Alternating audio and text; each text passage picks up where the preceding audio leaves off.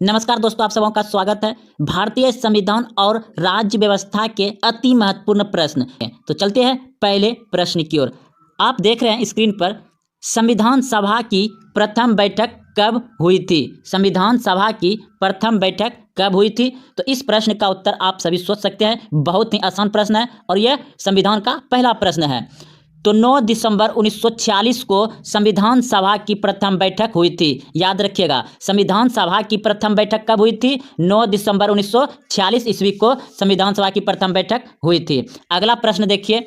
प्रश्न है, संविधान सभा के अस्थायी अध्यक्ष के रूप में किसे नियुक्त किया गया था? प्रश्न है, संविधान सभा के अस्थायी अध्यक्ष के रूप में किसे नियुक्त किया गया था? तो इस प्रश्न का उत्तर होगा आपका ऑप्शन नंबर बी, बिल्कुल सही है, डॉक्टर सच्चिदानंद सिन्हा को। याद रखिएगा, संविधान सभा में अस्थायी यानी कि अस्थायी अध्यक्ष के रूप में किसे नियुक्त किया गया था? डॉक्टर सच्चिदानंद सिन्हा को। अगला प्रश्न है, प्रारूप समिति के अध्यक्ष थे, प्रारूप समिति के अध्यक्ष थे तो डॉक्टर भीमराव अंबेडकर। याद रखिएगा, प्रारूप समिति के अध्यक्ष कौन थे? डॉक्टर भीमराव अंबेडकर। अगला प्रश्न देखिए, संविधान सभा के अस्थायी अध्यक्ष के थे। तो प्रश्न है, संविधान सभा के अस्थायी अध्यक्ष थे तो कौन थे? तो इस प्रश्न का उत्तर होगा आपका ऑप्शन नंबर सी, बिल्कुल सही है, डॉक्टर राजेंद्र प्रसाद। याद रखिएगा, संविधान सभा के अस्थायी अध्यक्ष कौन थे? डॉक्टर राजेंद्र प्रसाद। और वो अस्थायी अध्यक्ष कौन थे? सच्चिदानंद सिन्हा।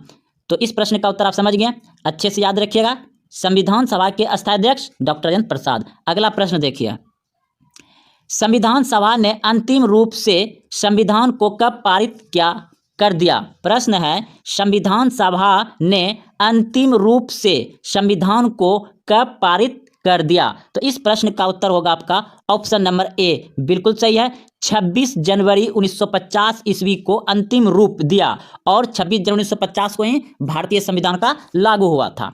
तो चलते अगले प्रश्न की ओर। प्रश्न को अच्छे समझ गए होंगे और याद भी हो गए होंगे। अगला प्रश्न देखिए, कह रहा है 6 नंबर प्रश्न, भारतीय संविधान किस दिन से पूर्णतः लागू हुआ? भारतीय संविधान किस दिन से पूर्णतः लागू हुआ? तो इस प्रश्न का उत्तर आप सभी भी जानते हैं अच्छे से कि 26 जनवरी 1950 ईस्वी को भारतीय संविधान पूर्ण रूप से लागू हुआ और अंतिम रूप भी इसी दिन किया गया था।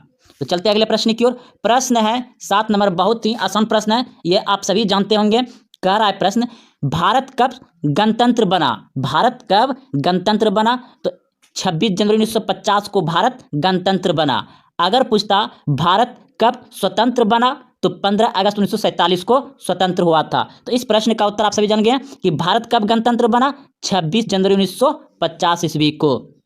अगला प्रश्न देखिए, भारतीय संविधान के किस भाग को उसकी आत्मा की संज्ञा दी गई है? भारतीय संविधान के किस भाग को उसकी आत्मा की संज्ञा दी गई है? तो इस प्रश्न का उत्तर होगा आपका ऑप्शन नंबर सी, बिल्कुल सही है, प्रस्तावना को आत्मा की संज्ञा दी गई है संविधान में। अगला प्रश्न देखिए, प्रश्न है, संविधान सभा ने राष्ट्रीय गान को कब स्वीकार किया? प्रश्न याद रखिएगा, संविधान सभा ने राष्ट्रीय गान को कब स्वीकार किया? तो इस प्रश्न का उत्तर होगा आपका ऑप्शन नंबर ए, बिल्कुल सही है, 24 जनवरी 1950 ईस्वी को संविधान सभा ने राष्ट्रीय गीत को कब स्वीकार किया था? 24 जनवरी 1950 ईस्वी को। अगला प्रश्न देखिए, प्रश्न है, भारतीय नागरिकों को प्राप्त मूल्य अधिकारों की संख्या है?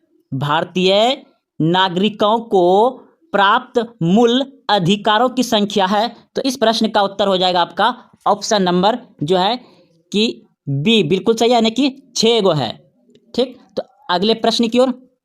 प्रश्न है, संपत्ति के अधिकार को किस संविधान संशोधन के द्वारा हटा दिया गया?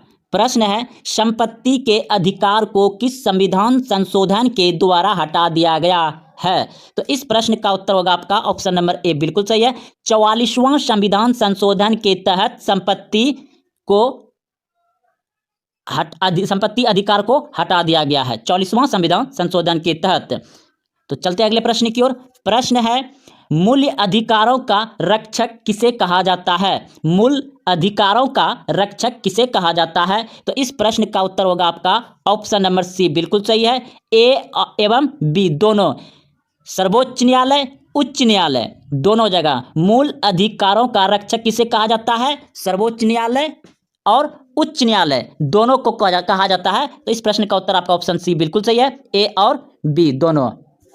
प्रश्न है, निम्न में से किस अनुच्छेद के द्वारा 6 से 14 वर्ष तक के बच्चों के लिए शिक्षा का अधिकार मूल्य अधिकार माना गया है?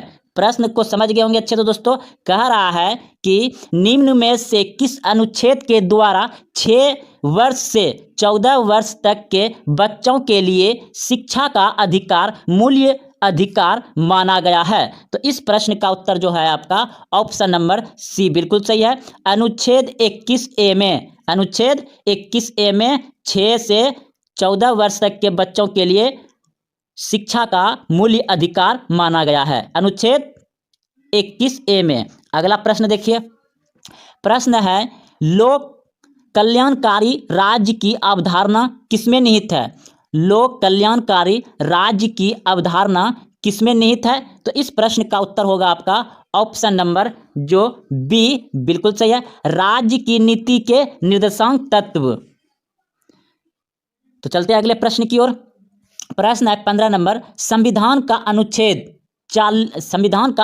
40 राज्यों को निर्देश देता है। यानी कि प्रश्न कर रहा है कि संविधान का अनुच्छेद 40 जो है राज्य को निर्देश देता है, वह क्या है? तो इस प्रश्न का उत्तर होगा आपका ग्राम पंचायत का गठन करे, ग्राम पंचायत का गठन करे। तो अनुच्छेद 40 किससे संबंधित है? ग्राम पंचायत का गठन करे। अगला प्रश्न है, संविधान में मूल्य कर्तव्यों को शामिल करने के प्रेरणा किस देश के संविधान से ली गई है? प्रश्न है, संविधान में मूल्य कर्तव्यों को शामिल करने की प्रेरणा किस देश के संविधान से ली गई है? तो इस प्रश्न का उत्तर होगा आपका रूस से लिया गया है। अगला प्रश्न देखिए, संविधान में मूल्य कर्तव्यों की कुल संख्या है, संविधान में मूल्य कर्तव्यों की कुल संख्या है तो 10 दिया है दोस्तों इसमें। तो चलते अगले प्रश्न की ओर। प्रश्न है, संविधान में मूल्य कर्तव्यों को किस समिति की अनुशंसा के आधार पर शामिल किया गया है?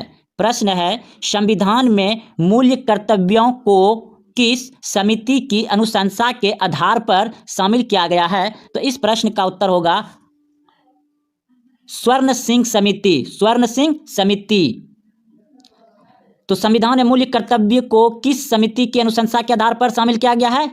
याद रखिएगा, स्वर्ण सिंह समिति। अगला प्रश्न देखिए। प्रश्न है, भारतीय संघ की शक्ति किसमें निहित है?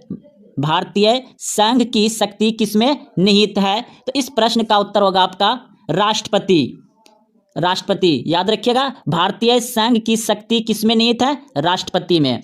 अगला प्रश्न है, राष्ट्रपति के निर्वाचक मंडल में शामिल है, राष्ट्रपति के निर्वाचक मंडल में शामिल है। तो इस प्रश्न का उत्तर होगा आपका ऑप्शन नंबर सी। थोड़ा क्वेश्चन को आगे बढ़ा देते हैं। संसद के दोनों सदन के निर्वाचित सदस्य तथा राज्य की विधानसभा के निर्वाचित सदस्य। याद रखिएगा, प्रश्न को छोटा कर देते हैं और थोड़ा समझिएगा दोस्तों, ऑप्शन बहुत बड़ा है। तो प्रश्न था आपका कि राष्ट्रपति के निर्वाचित मंडल में शामिल है, तो क्या है? संसद के दोनों सदन के निर्वाचित सदस्य तथा राज्यों की विधानसभा के निर्वाचित। ये रहा आपका ऑप्शन नंबर सी बिल्कुल सही है। तो चलते हैं अगले प्रश्न की ओर। प्रश्न है, राष्ट्रपति के कार्यकाल की अवधि है, राष्ट्रपति के कार्यकाल की अवधि है। तो इस प्रश्न का उत्तर जो होगा आपका ऑप्शन नंबर बी बिल्कुल सही है। आप सभी भी जानते हैं कि राष्ट्रपति के कार्यकाल कितना होता है, तो 5 वर्ष का होता है। अगले प्रश्न की ओर। प्रश्न है, राष्ट्रपति पद के चुनाव के लिए कौन सी विधि अपनाई जाती है? राष्ट्रपति पद के चुनाव के लिए कौन सी विधि अपनाई जाती है? तो इस प्रश्न का उत्तर होगा आपका, इस प्रश्न का उत्तर हो जाएगा उपयुक्त सभी, उपयुक्त सभी। याद रखिएगा, राष्ट्रपति पद के चुनाव के लिए कौन सी विधि अपनाई जाती है? तो अनुपातिक प्रतिनिधित्व, एकल संक्रमणित और प्रत्यक्ष मतदान, उपयुक्त सभी इसका आंसर होगा। तो चलते हैं अगले प्रश्न की ओर।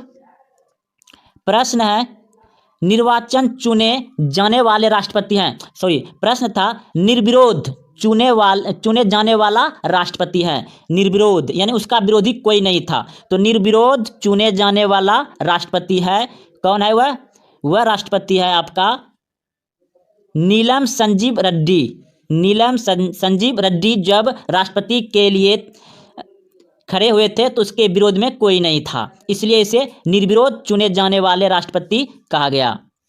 नीलम संजीव रेड्डी यह निर्विरोध राष्ट्रपति था। अगला प्रश्न है राष्ट्रपति पर महाभियोग का आरोप संसद के किस सदन द्वारा लगाया जाता है?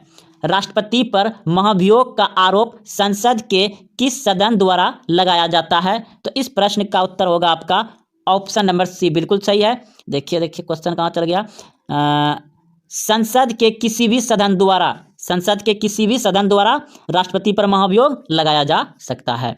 अगला प्रश्न है भारतीय सेनाओं का सर्वोच्च सेनापति कौन होता है? भारतीय सेनाओं का सर्वोच्च सेनापति कौन होता है? तो इस प्रश्न का उत्तर होगा आपका ऑप्शन नंबर ए, बिल्कुल सही है, राष्ट्रपति। यानी तीनों सेना, जल सेना, वायु सेना और थल सेना का सर्वोच्च कौन होता है? राष्ट्रपति होता है। प्रश्न है भारतीय संविधान के अनुसार संघ की कार्यपालिका शक्ति किसमें निहित है? भारतीय संविधान के अनुसार संघ की कार्यपालिका शक्ति किसमें निहित है? तो इस प्रश्न का उत्तर हो जाएगा आपका ऑप्शन नंबर ए, बिल्कुल सही है, राष्ट्रपति में। याद रखिएगा भारतीय संविधान के अनुसार संघ की कार्यपालिका शक्ति किसमें निहित है? तो राष्ट्रपति में है। ऑप्शन नंबर ए सही है। अगला प्रश्न है उपराष्ट्रपति के निर्वाचक मंडल में शामिल है। उपराष्ट्रपति के निर्वाचक मंडल में शामिल है, तो इस प्रश्न का उत्तर हो जाएगा आपका ऑप्शन नंबर सी, बिल्कुल सही है, राज्यसभा एवं लोकसभा के सदस्य उपराष्ट्रपति के निर्वाचक मंडल में शामिल होते हैं। कौन कौन शामिल होते हैं? राज्यसभा एवं लोकसभा के सदस्य। ऑप्शन नंबर सी सही है। अगला प्रश्न देखिए राष्ट्रपति राज्यसभा में कितने सदस्य को मनोनीत करता है? राष्ट्रपति राज्यसभा में कितने सदस्यों को मनोनीत करता है? तो इस प्रश्न का उत्तर हो जाएगा आपका ऑप्शन नंबर ए, बिल्कुल सही है, 12 सदस्य को। याद रखिएगा राष्ट्रपति राज्यसभा में कितने सदस्य को मनोनीत करता है? 12 सदस्य को मनोनीत करता है। अगला प्रश्न है भारतीय संसद के ऊपरी सदन को कहा जाता है? भारतीय संसद के ऊपरी सदन को कहा जाता है, तो इस प्रश्न का उत्तर होगा आपका राज्यसभा को ऊपरी सदन कहा जाता है। भारतीय संसद के ऊपरी सदन को क्या कहा जाता है? राज्यसभा। और अगला प्रश्न है प्रधानमंत्री की नियुक्ति कौन करता है? प्रधानमंत्री की नियुक्ति कौन करता है? तो इस प्रश्न का उत्तर हो जाएगा राष्ट्रपति करता है। प्रधानमंत्री की नियुक्ति कौन करता है? राष्ट्रपति करता है। अगला प्रश्न देखिए यदि प्रधानमंत्री या कोई अन्य मंत्री सदन का सदस्य नहीं है तो उसे पद पर बने रहने के लिए कितने दिनों के अंदर संसद का सदस्य बनना आवश्यक है? प्रश्न को समझ लिए होंगे। यदि प्रधानमंत्री या कोई अन्य मंत्री सदन का सदस्य नहीं है तो उसे पद पर बने रहने के लिए कितने दिनों के अंदर संसद का सदस्य बनना आवश्यक है? तो इस प्रश्न का उत्तर होगा 6 माह के लिए। ऑप्शन नंबर बी सही है।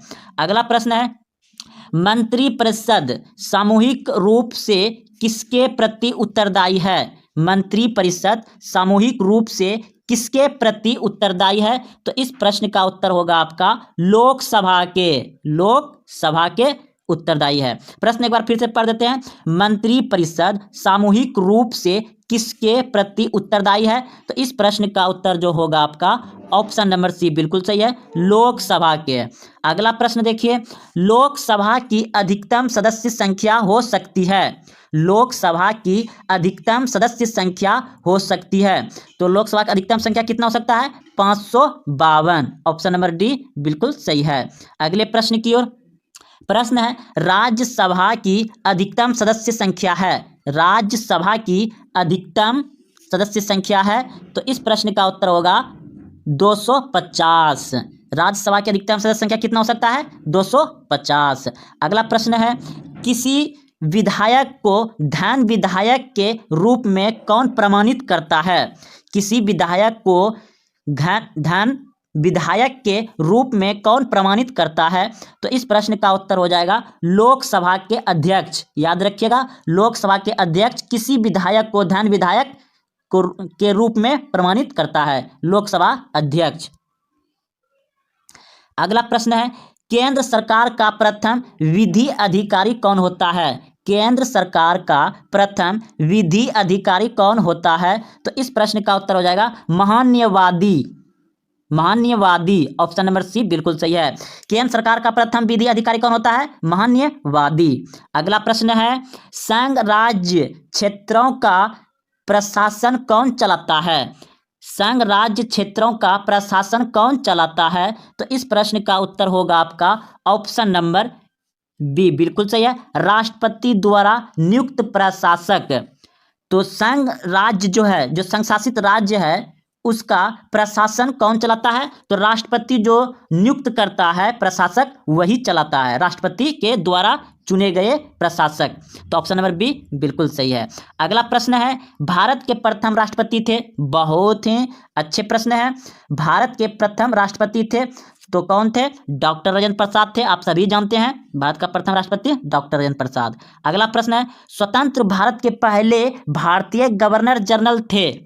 स्वतंत्र भारत के पहले भारतीय गवर्नर जनरल थे तो कौन थे? स्वतंत्र भारत के पहले चक्रवर्ती राजगोपालाचारी। याद रखिएगा, चक्रवर्ती राजगोपालाचारी। अगला 40 नंबर प्रश्न है, स्वतंत्र भारत के प्रथम प्रधानमंत्री थे? स्वतंत्र भारत के प्रथम प्रधानमंत्री कौन थे? तो आप सभी जानते हैं पंडित जवाहरलाल नेहरू। याद रखिएगा, पंडित जवाहरलाल नेहरू। अगला प्रश्न है, राष्ट्रपति द्वारा लोकसभा तथा राज्यसभा में मनोनीत किए जाने वाला सदस्यों की संख्या क्रमशः है।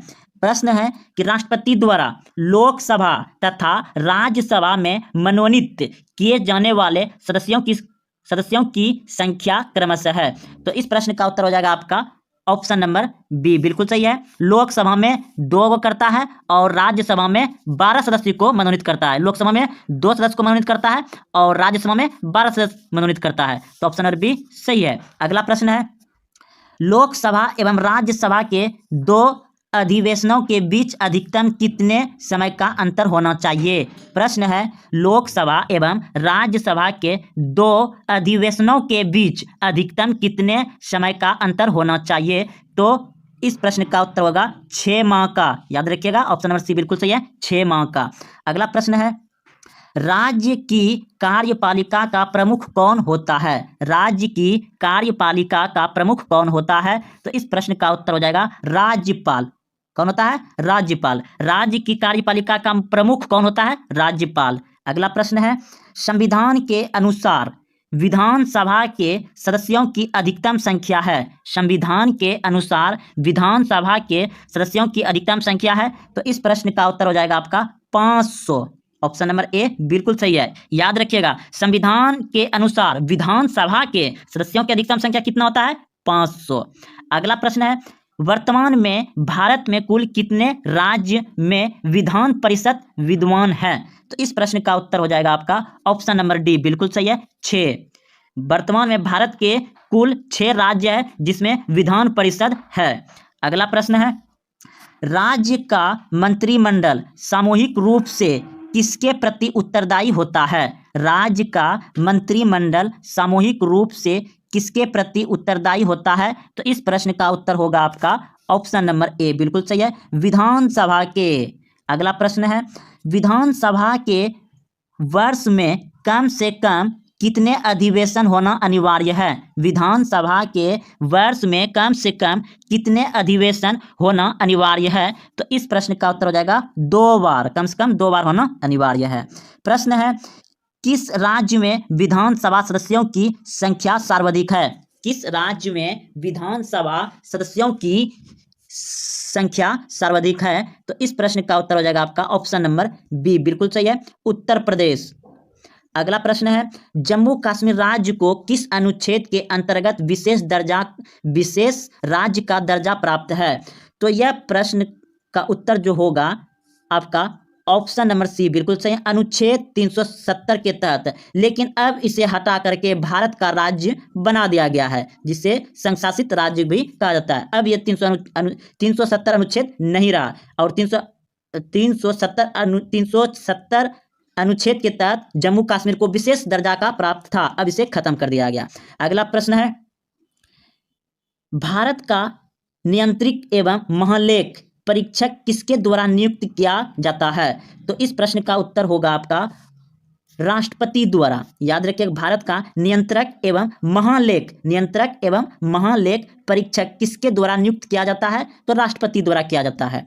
अगला प्रश्न है, भारत का सर्वोच्च न्यायालय कहाँ अवस्थित है? भारत का सर्वोच्च न्यायालय कहाँ अवस्थित है? तो नई दिल्ली में है। ऑप्शन नंबर ए सही है। अगला प्रश्न है, भारत के सर्वोच्च न्यायालय में न्यायाधीशों की कुल संख्या है? भारत के सर्वोच्च न्यायालय में न्यायाधीशों की कुल संख्या है? तो इस प्रश्न का उत्तर होगा आपका ऑप्शन नंबर सी बिल्कुल सही है, 31। याद रखिएगा 31। भारत के सर्वोच्च न्यायालय में न्यायाधीशों की कुल संख्या कितना है? 31। अगला प्रश्न है, सर्वोच्च न्यायालय के मुख्य न्यायाधीश की नियुक्ति कौन करता है? सर्वोच्च न्यायालय के मुख्य न्यायाधीश की नियुक्ति कौन करता है? तो इस प्रश्न का उत्तर होगा आपका ऑप्शन नंबर बी बिल्कुल सही है, राष्ट्रपति। याद रखिएगा, सर्वोच्च न्यायालय के मुख्य न्यायाधीश की नियुक्ति कौन करता है? राष्ट्रपति करता है। अगला प्रश्न देखिए, उच्चतम न्यायालय के न्यायाधीशों का कार्यकाल है? उच्चतम न्यायालय के न्यायाधीशों का कार्यकाल है, तो उसका कार्यकाल कितना हो जाए है? तो इस प्रश्न का उत्तर जो होगा, उनकी 65 वर्ष की आयु पूरी होने तक। उनकी 65 वर्ष की आयु पूरी होने तक। ऑप्शन नंबर डी सही है। अगला प्रश्न है, सर्वोच्च न्यायालय के प्रथम मुख्य न्यायाधीश थे? सर्वोच्च न्यायालय के प्रथम मुख्य न्यायाधीश थे, तो इस प्रश्न का उत्तर हो जाएगा सी, हीरालाल जे कोन्या। हीरालाल जे कोन्या सर्वोच्च न्यायालय के प्रथम मुख्य न्यायाधीश थे, हीरालाल जे कोन्या। अगला प्रश्न है, वर्तमान में भारत में सर्वोच्च न्यायालय की कुल संख्या है? वर्तमान में भारत में उच्च न्यायालय, सॉरी दोस्तों, प्रश्न है वर्तमान में भारत में उच्च न्यायालयों की कुल संख्या है? तो भारत में वर्तमान में उच्च न्यायालय की कुल संख्या कितना है? 21। याद रखिएगा, 21 उच्च न्यायालय है वर्तमान में भारत में। अगला प्रश्न है, उच्च न्यायालय के मुख्य न्यायाधीश की नियुक्ति कौन करता है? तो राष्ट्रपति करता है। ऑप्शन नंबर बी सही है, उच्च न्यायालय के मुख्य न्यायाधीशों की नियुक्ति कौन करता है? राष्ट्रपति। अगला प्रश्न है, उच्च न्यायालय के न्यायाधीशों के कार्यकाल की सीमा है? उच्च न्यायालय के न्यायाधीशों के कार्यकाल की उच्च सीमा है? तो इस प्रश्न का उत्तर जो होगा आपका ऑप्शन नंबर सी बिल्कुल सही है, अपनी उम्र के 62 वर्ष पूरा होने तक। अपनी उम्र की 62 वर्ष पूरा होने तक। प्रश्न 59 नंबर, निम्नलिखित में से किस उच्च न्यायालय की आधिकारिकता सर्वाधिक क्षेत्र पर है? तो इस प्रश्न का उत्तर जो होगा आपका ऑप्शन नंबर सी बिल्कुल सही है, गुवाहाटी में। अगला प्रश्न है, किस उच्च न्यायालय में सर्वाधिक संख्या में न्यायाधीश कार्यरत है? तो इस प्रश्न का उत्तर हो जाएगा आपका ऑप्शन नंबर बी बिल्कुल सही है, इलाहाबाद में। किस उच्च न्यायालय में सर्वाधिक संख्या में न्यायाधीश कार्यरत है, यानी कार्य कर रहा है? तो इलाहाबाद उच्च न्यायालय में ज्यादा न्यायाधीश है। अगला प्रश्न है, संविधान के किस अनुच्छेद के द्वारा राष्ट्रपति को सर्वोच्च न्यायालय से परामर्श मांगने का अधिकार प्राप्त है? प्रश्न है, संविधान के किस अनुच्छेद के द्वारा राष्ट्रपति को सर्वोच्च न्यायालय से परामर्श मांगने का अधिकार प्राप्त है? तो इस प्रश्न का उत्तर होगा आपका अनुच्छेद 143। अनुच्छेद 143। अगला प्रश्न है, निम्न में से किस केंद्र शासित प्रदेश का अपना उच्च न्यायालय है? निम्न में से किस केंद्र शासित प्रदेश का अपना उच्च न्यायालय है? तो इसमें आपका इनमें से कोई नहीं होगा। अगला प्रश्न है, राष्ट्रपति राष्ट्रीय आपातकाल की उद्घोषणा निम्न में से किन स्थितियों में कर सकता है?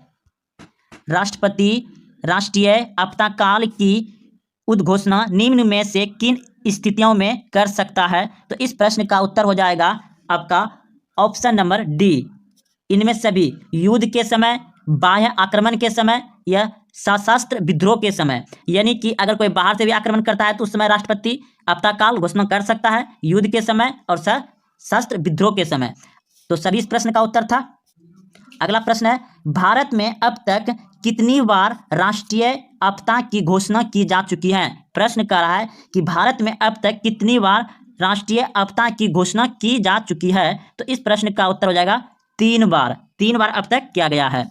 अगला प्रश्न है, भारत में राष्ट्रपति किस अनुच्छेद के अंतर्गत देश में राष्ट्रीय आपदा की घोषणा करता है। यानी कि प्रश्न कर रहा है कि भारत में राष्ट्रपति आपातकाल की घोषणा कब करता है, यानी किस अनुच्छेद से करता है। तो इस प्रश्न का उत्तर हो जाएगा आपका अनुच्छेद 352 के तहत राष्ट्रपति आपातकाल की घोषणा करता है।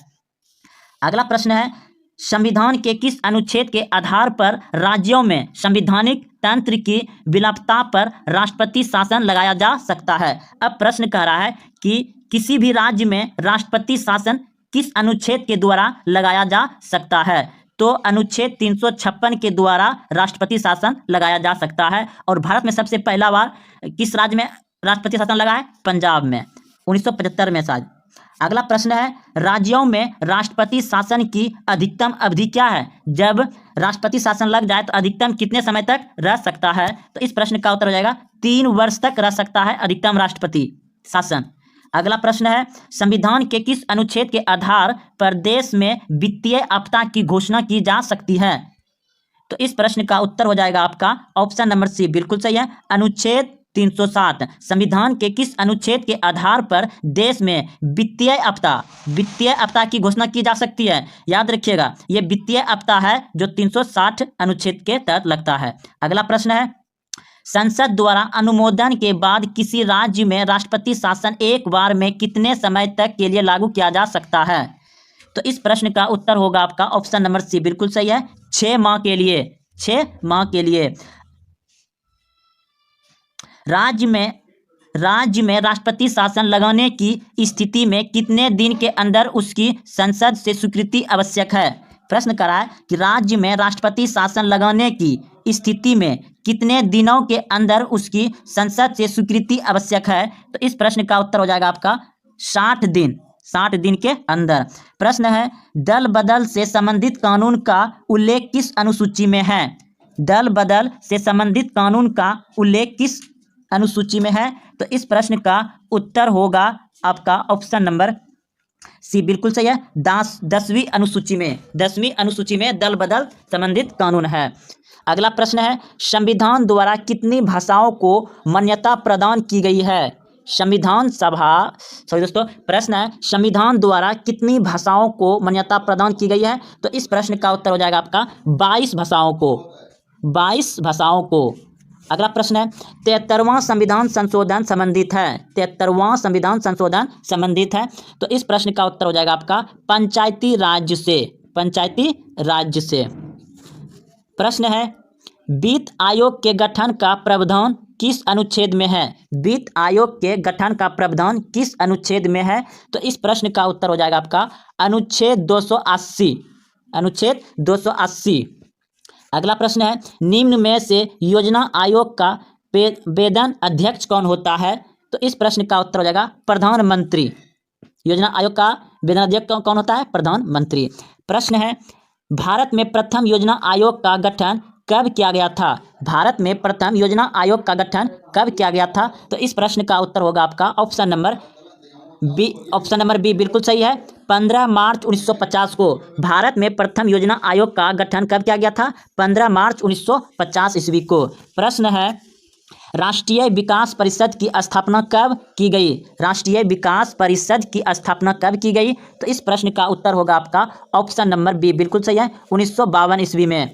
प्रश्न है, भाषा के आधार पर गठित भारत का पहला राज्य है। भाषा के आधार पर गठित भारत का पहला राज्य है। तो इस प्रश्न का उत्तर होगा आपका Andhra Pradesh. Option number C, Andhra Pradesh पहला राज्य है जो कि अपने भाषा पर गठित राज्य हुआ है। प्रश्न है, बलवंत राय मेहता समिति। बलवंत राय मेहता समिति का गठन किया गया था। तो इस प्रश्न का उत्तर होगा आपका पंचायती राज व्यवस्था से।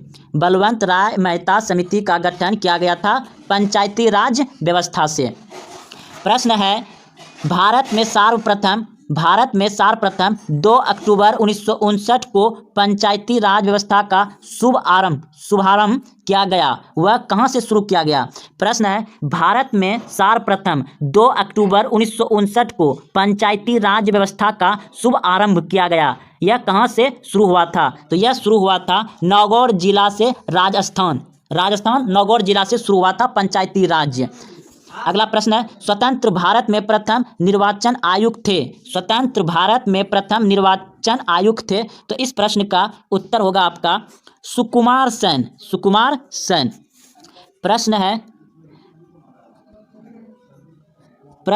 पहले वित्त आयोग का गठन 1991 ईस्वी में किया गया, इसके अध्यक्ष थे कौन। तो इस प्रश्न का उत्तर हो जाएगा केसी नियोगी। प्रश्न है, पंचायतों के चुनाव हेतु निर्णय लेने का अधिकार किसे प्राप्त है। पंचायतों के चुनाव हेतु निर्णय लेने का अधिकार किसे प्राप्त है। तो इस प्रश्न का उत्तर होगा आपका चुनाव आयोग। पंचायत का चुनाव जो निर्णय लेता है, कौन लेता है, चुनाव आयोग। प्रश्न है, सरकैया आयोग का संबंध है किससे है। तो यह है केंद्र राज्य संबंध से। प्रश्न है, संसद द्वारा देश में सूचना पाने का अधिकार संबंधित विधेयक कब पारित किया गया। संसद द्वारा देश में सूचना पाने का अधिकार संबंधित विधेयक कब पारित किया गया। तो इस प्रश्न का उत्तर हो जाएगा आपका जून 2005 से। तो दोस्तों यह सभी बहुत ही महत्वपूर्ण प्रश्न था भारतीय संविधान और राज्य व्यवस्था से, जो कि सही प्रतियोगिता परीक्षा में पूछे जाते हैं। अगर आप यहां तक पहुंचे हैं तो इसी तरह से वीडियो दोस्तों विषय आधारित पर प्रतिदिन अपलोड होता है। और आप अभी तक चैनल को सब्सक्राइब नहीं किए तो चैनल को सब्सक्राइब कर लें, घंटी दबा दें, और हाँ, अपने दोस्तों में शेयर जरूर करें, लाइक करें, कॉमेंट करें आपको कैसा लगा। जय हिंद, जय भारत। मिलते हैं फिर कल एक नए विषय लेकर के।